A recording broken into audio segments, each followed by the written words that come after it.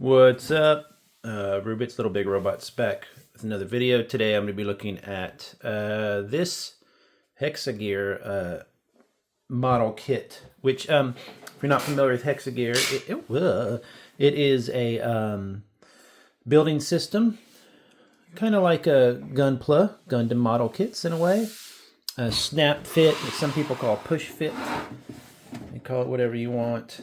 And the company is called Kotobukiya. They make other model kits. They make like heavy gear or whatever you call it. I don't know. They do a whole bunch of good stuff. Sometimes people ask me to compare Bandai to Kotobukiya. I don't really compare them too much. I think Kotobukiya makes some really high detailed, yet some pretty finicky things, whereas Bandai just makes an overall superior, I think, on average product. Everything is just much more smooth and easygoing for the most part. But what Kotobukiya has going for it is a lot of their systems mixed together a lot easier. Oh, Jesus.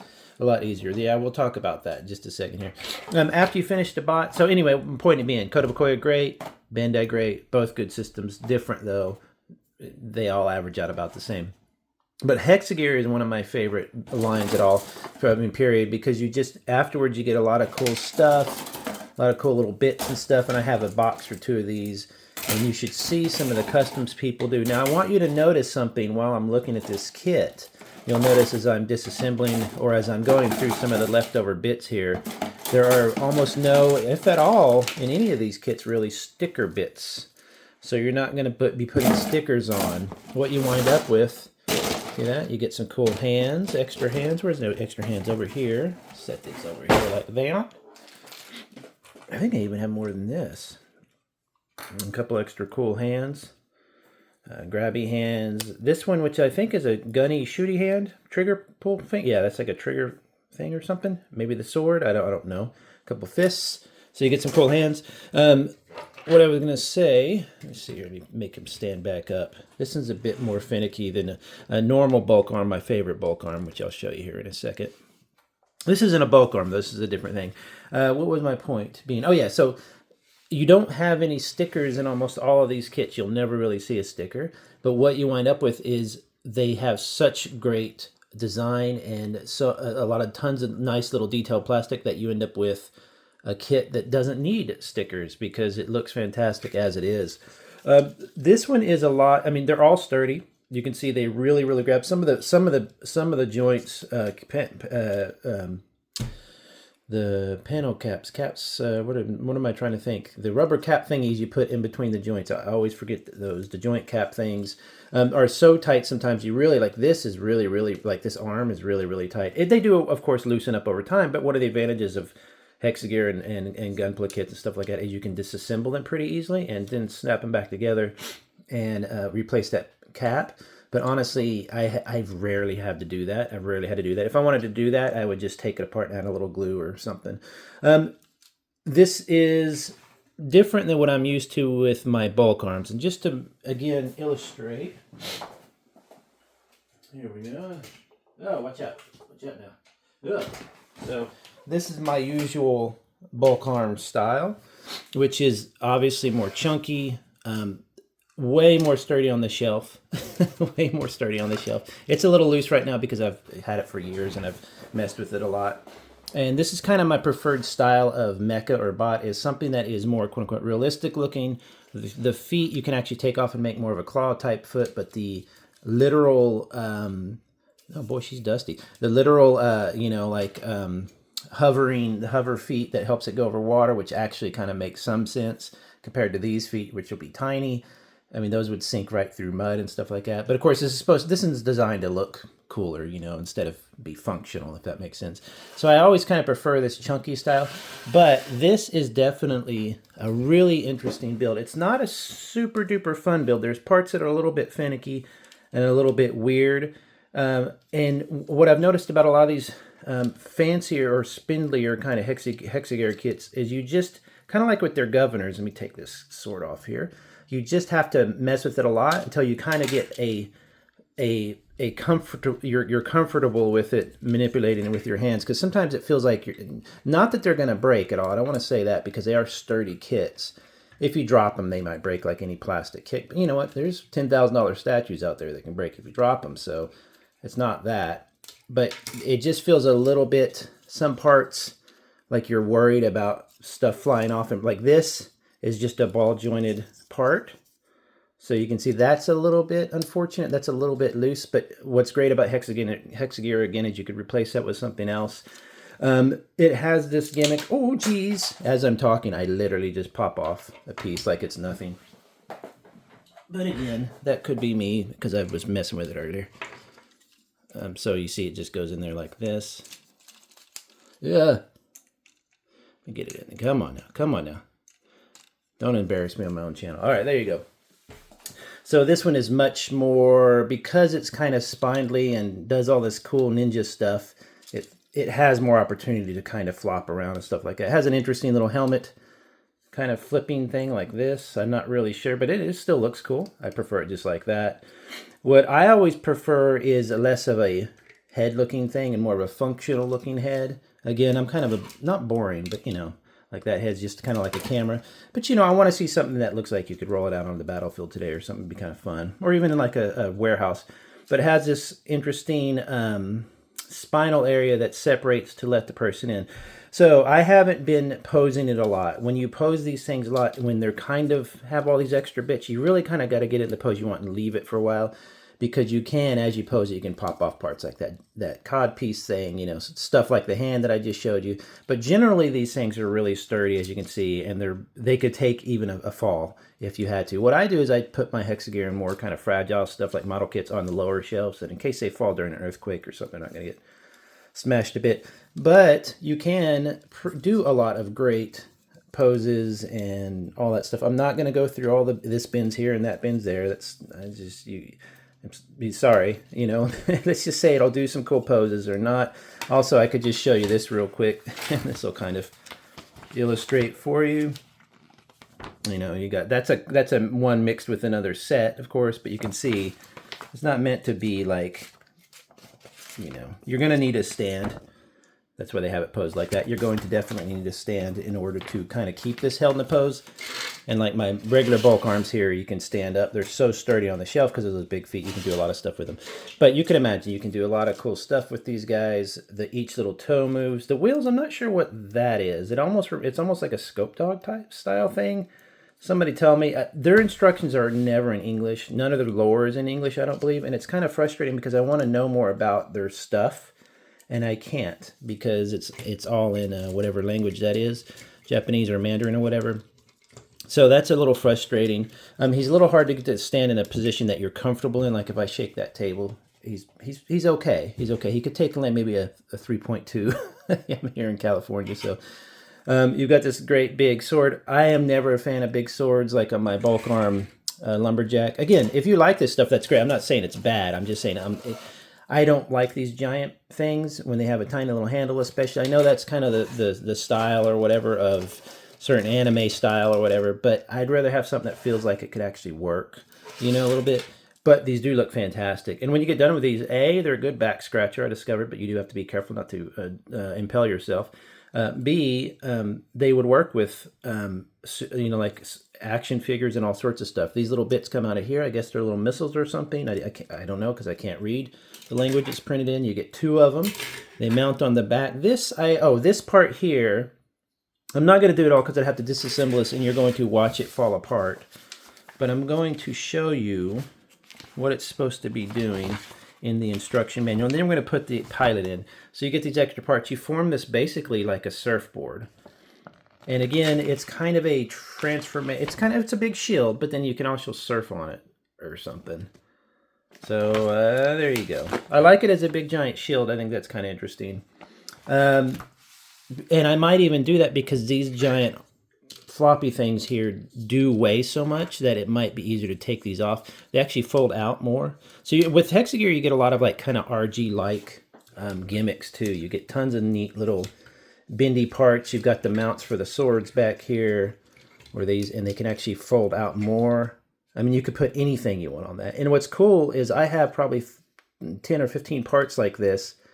So I could build something like that on almost any Hexa gear. It just mounts with a little nub there, but it mounts in a way that makes it look like it's part of the system, not just stuck on there. So Hexa gear is great for that. So yeah, I might take these things off here and just leave them on the shelf without them, because it takes up so much more room, so much more width. I wonder how you do that. I couldn't see how you take those off. Oh, you fold them up and push them down. You know, let's try it real quick. Screw it. So let's pop it out, let's fold it up, and then push it down. Like right there. Let's see. I don't know if that was what I was supposed to do, but let's see how it looks without them, because that does take off a lot of volume from the bot. There you go. Ooh, actually, ooh. Oh, wow, look how much more sturdy he is, too, on the table. Wow, I actually like that a lot more. I like that a lot more. You see, it looks more hulky now, and less, you know, I'm going to do a kick flip over your head. You know, I'm a 60-ton robot, and I'm going to do a kick flip. Very cool. See, right there, and then you can take this, you mount them together, you make some kind of shield, which I think that, oh, maybe I'll do that, make it a shield. Oh, right, no, I'm glad I did that. The swords will honestly go into the Hexa gear box, where I just use them for extra parts. I'll probably, since these are so pretty, I'll probably go ahead and use them, you know, for something in their form. But I mean, you know, these little bits, you really couldn't see being able to use a lot of these little bits elsewhere, but you never know. So I keep everything, of course. Now let's try and get the guy out of the cage here. Usually with Hexa gear, what I like, my favorite stuff, my favorite mecha is it has a pilot seat that you can just pop, and he goes in there. It's not super original, don't get me wrong, but it's almost more like a tank or a jet or something, like a modern day equivalent, you know what I mean? It's a little bit easier to do. It's not so gimmicky. Very boxy. I could take off his arms here. You can see how boxy he is. I love that boxiness. It's very protected, you know. You got to be protected in these things. With this guy, it's much more, they're going for much more streamlined, like an exoskeleton look. So first thing you do is you're supposed to pop these things off. Now, I'll probably get this wrong because I did it a few times last night while I was imbibed. So you pop those off. Cool. That alone can be used, where was it? These things here pop around. See that? So that's kind of cool. So now you have this extra cool arm thing, which actually I really like these tiny arms. I think it's kind of cool for like, you know, let's say he's going through some mission and he's got to, you know, cut wires or something. You know, that's kind of cool. So I think you can actually just leave those loose like that, which I kind of prefer. I like this kind of dark look here in the middle. And then you...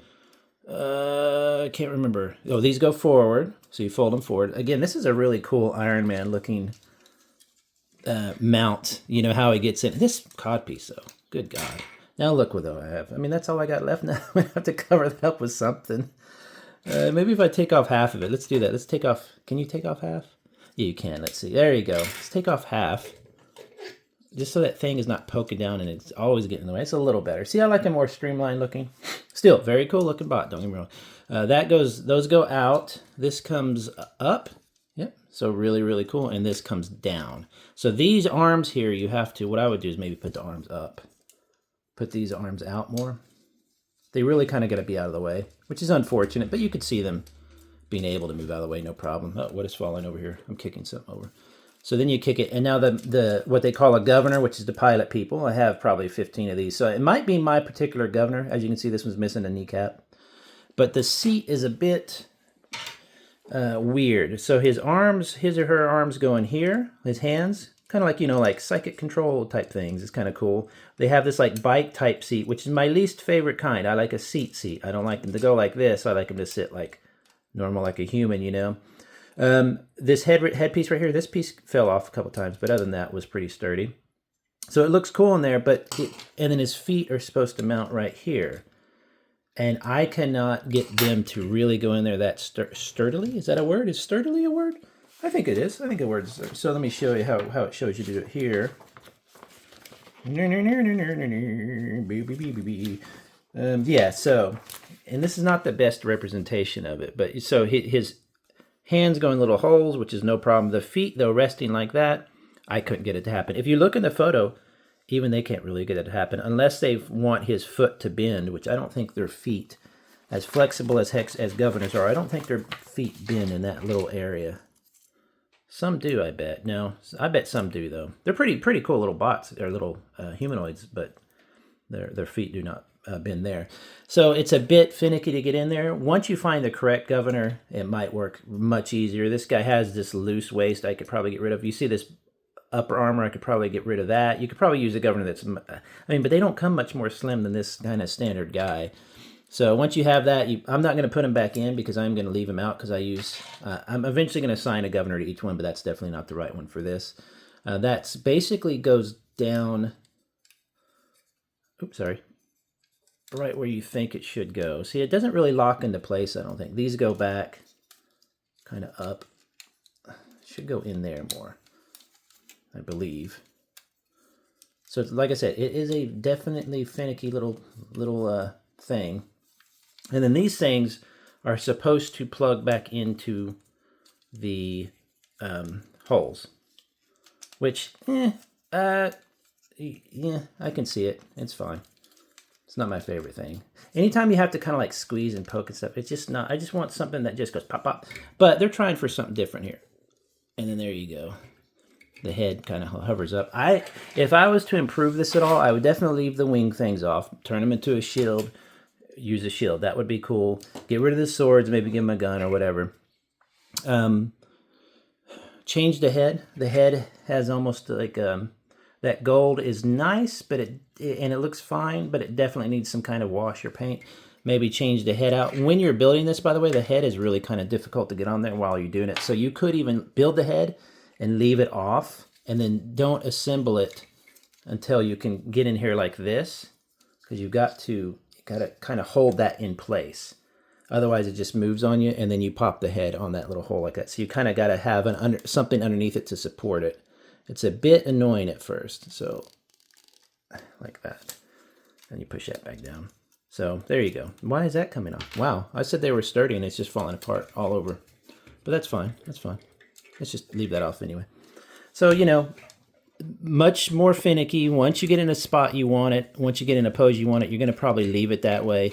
It does some crazy things. The feet do bend everywhere, so you can do that crazy wide stance that all the model kit people are putting their models in now, where it looks like they're trying to do the splits and not fight something, you know.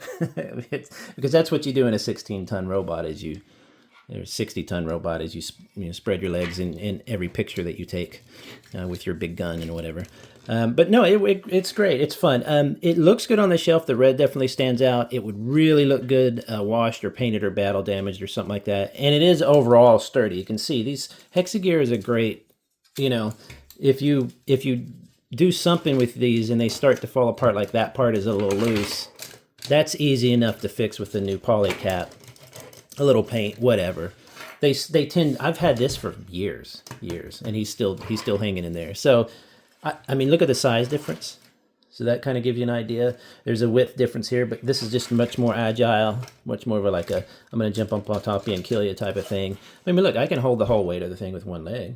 So, really, really cool kit. I like it. I like it. It's not my style. I'm not like a Ninjago kid. You know, I'm more of like a I don't know, like a BattleTech kid or Warhammer kid, you know, or something more of a, you know, like BattleTech.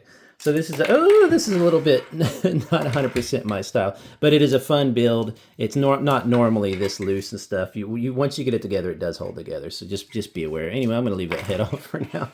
So there you go. Thank you, and make sure you like and subscribe and all that stuff like that. Leave a comment. Tell me what you think if you built this and if you did any customs. By the way, the back of it looks fantastic. This looks really cool. I love the exoskeleton stuff. Really, really cool. But you can definitely see how you could customize this to be a little bit beefier and a little stronger looking. So have a good one, everybody. Talk to you later. Bye-bye.